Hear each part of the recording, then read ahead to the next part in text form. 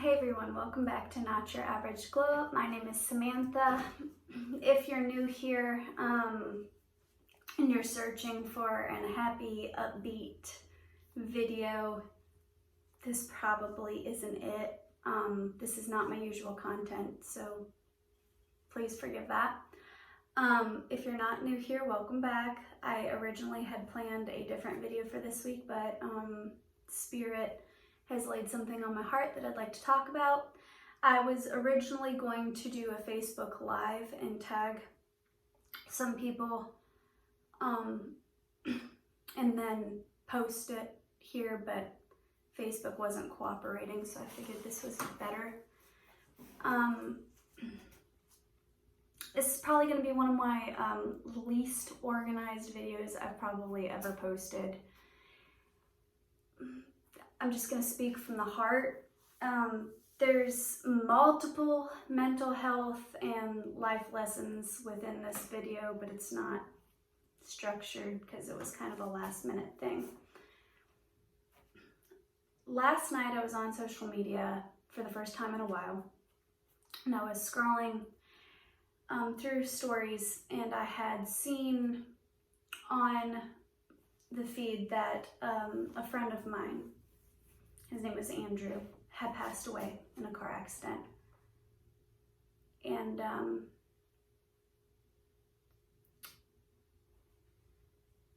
it felt like a brick had been laid on my chest.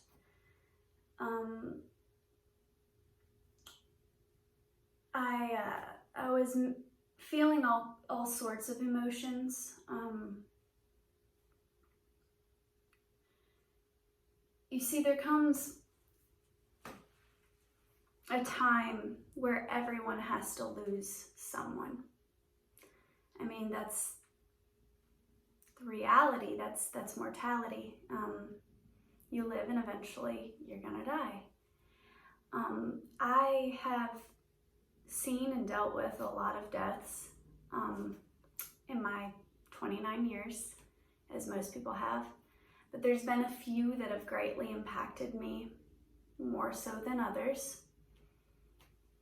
And as I was crying last night and upset about Andrew's passing, something kind of hit me. And I wanted to share it with all of you today. In the last couple of years, there has been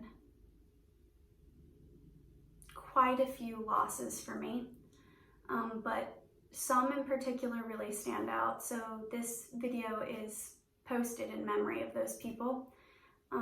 My late grandfather, Neno, he was probably my favorite human.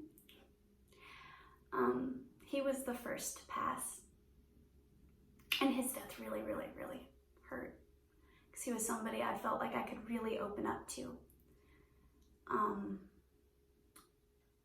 But he was really sick, and in the last year of his life, I didn't visit him like I should, and I didn't go to see him as much as I wish now that I would have.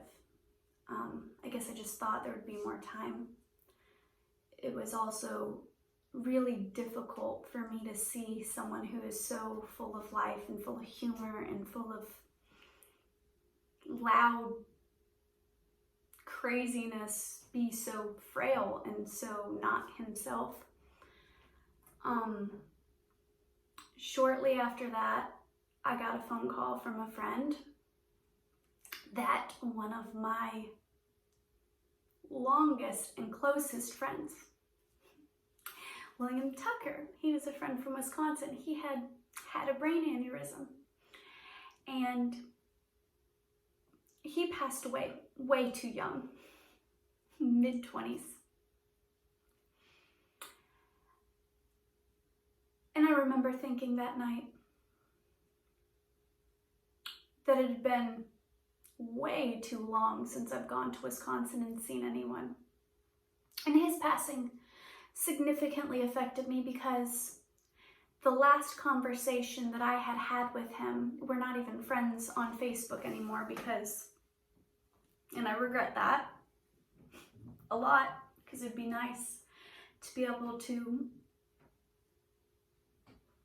you know, scroll on his Facebook and post statuses and talk to him like he's still here. That helps me with my Papa Nano. Sometimes I message him on Facebook like he's still there, and it's therapeutic for me. I wish I could do that with Willy, but I can't, because the last conversation I had with him in person was an ugly one.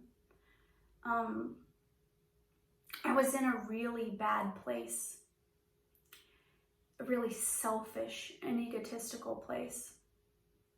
And I had hurt him, and he was communicating to me that I hurt him and how I hurt him. And it was really ugly to him.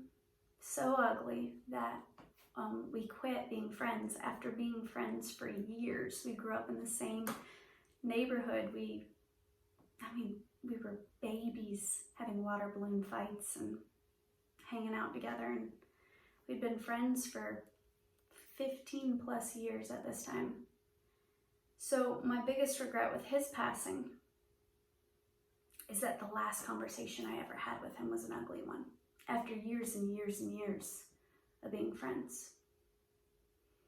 Not too long after that, I got a call late at night from my mom letting me know that a young lady named Maggie, Margaret Aaron, whom wasn't blood related to me, but I called her my cousin, had passed away in a car accident just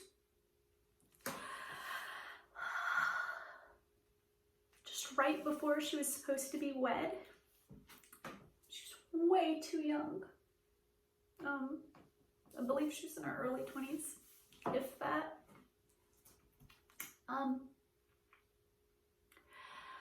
I had not really communicated with Maggie in quite some years. As we got older, we kind of just grew apart, but followed each other on Facebook, and you know, she'd message me from time to time. My last Facebook message from her was, she was calling me her other sister, you know, and letting me know that she loves me. And my regret there is that I didn't get to know the woman she grew up to be, because I was so caught up in my own life. And then last night, I logged onto Facebook and I'm reading posts, and I discover through Facebook that one of my most influential people in my life passed away. And my regret there is that I'm so now disconnected from my life in Wisconsin, a whole other side of me. Half of my family lives there, that I didn't even get a call, that I had to find out through posts on Facebook that he had gotten into a car accident.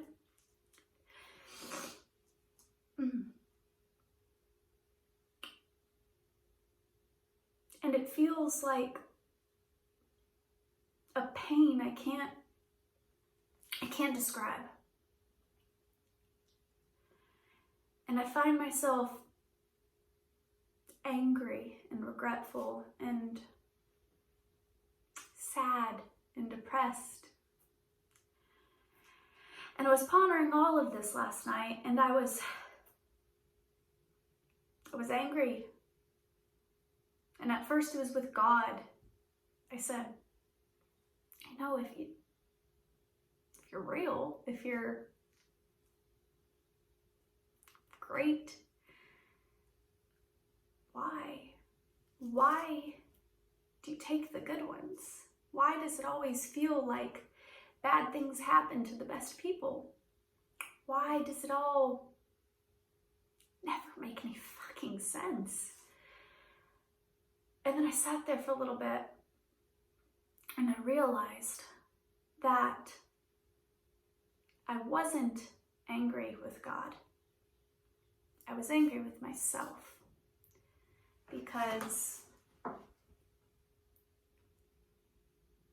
I had let my problems, my life, my ego get in the way. I had let time pass me by. I had many opportunities to go to Wisconsin and visit my friends and family. I came up with excuses. Money was too tight, or I didn't have the time, or whatever. So I wasn't angry with God for taking them because I knew, and I know, that their soul is at peace now. I was angry with myself for not making the people that I care about so much a priority. I was angry that I let life get in the way. So that's what I wanted to talk about today. Because I believe that everything happens for a reason, and I don't know what the reason is. But I'm hoping that maybe this video will honor them in some way. That their passing is not in vain, never was, and it's not about me, obviously.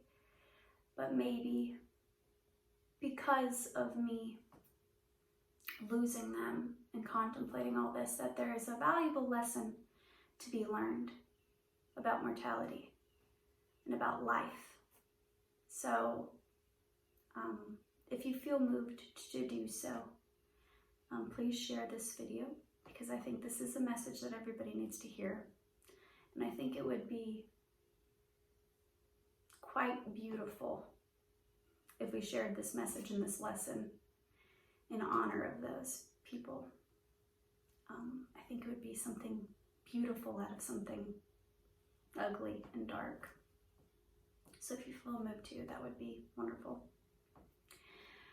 But what I wanted to share with you today is that when you're on your deathbed, when you're faced with mortality, when you lose someone and your life is flashing before your eyes, you don't regret the things that you've done. You regret the things that you haven't done. I mean, studies have been done on it. It's just a known thing. All the I wish I would have comes flooding up. I wish I would have told that person that I loved them. I wish I would have gone on that trip. I wish I would have visited this person. I wish I would have apologized to this person. I wish I would have taken that risk here or there. I wish I would have broke up with that loser faster. I wish I would have quit that god-awful job. When you're faced with mortality, you're forced to look at your life through a different lens. It's like time slows down and everything becomes clear. That we're living our life in pilot mode, that we're checking off a list of things that we need to do every day, that we're living in self and in ego. But that's not why we're here. That's not what God, the universe, whatever you believe in, that's not why we're here. We're here to pour out kindness and love and empathy into the world. We're here to make a positive impact in the world. We're here to live. But we've lost our meaning of what it is to live. We've become comfortable. And in becoming comfortable, we're not living. We're wasting the little time we have on this earth. You see, we're not promised tomorrow. Those people that I mentioned earlier, they passed. They didn't know that that was their time. They didn't know that that was their day. And my hope and my prayer is that they left in peace, knowing that they lived their life to the absolute fullest, that they did the things that they wanted to do in life, and that their soul is at peace. That is my hope, and that is my prayer. But I ask you today, if you were to die today, and you had time to stop and think about your life and reflect, would you smile? Would you say, I'm ready? Or would you have regret? Would you say, I wish I would have? The answer is that you wouldn't be ready. And I challenge you today to live, choose life, quit that shitty job, break up with that loser that doesn't love you. If you're afraid of rejection and you have somebody that you've been pining after for so long, risk everything by choosing to throw yourself out there and tell them how you feel. Because it's not the things that you did do that you regret, it's things you didn't do. It's things you didn't do. If there's that trip you've been wanting to go on that trip. If there's that thing you've been dying to do, that dream you've been dying to chase after, chase that dream, because we're not promised tomorrow. I can't tell you how many dreams I've put on the back burner. How many goals I wanted to accomplish that I said, I'll do that later. How many friendships I didn't take the time for. How many opportunities I lost because I was caught up in self. You see, I can't, at this point in my life, say that I don't have any regrets, because I do. I've been selfish. I have regret. But it's not too late. I can choose right now to start living my life, truly live my life. See, we're not meant to just eat to sustain us because it's food and we need it to live. We're meant to enjoy the food on our plate. We're not meant to just have meaningless sex because it's sex or it's a duty within our marriage. We're meant to enjoy sex. It's meant to be really good.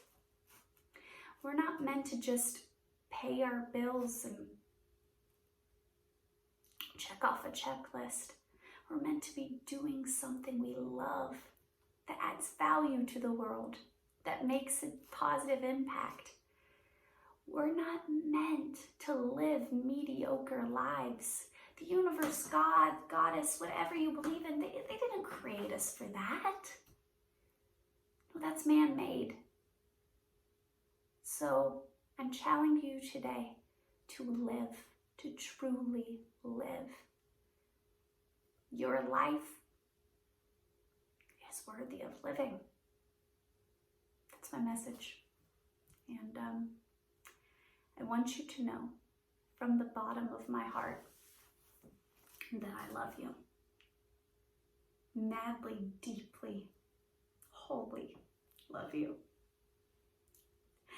It's always necessary to tell those that we care about how much we care about them, because you're not promised tomorrow. So make amends to those you've wronged and love wholly and deeply.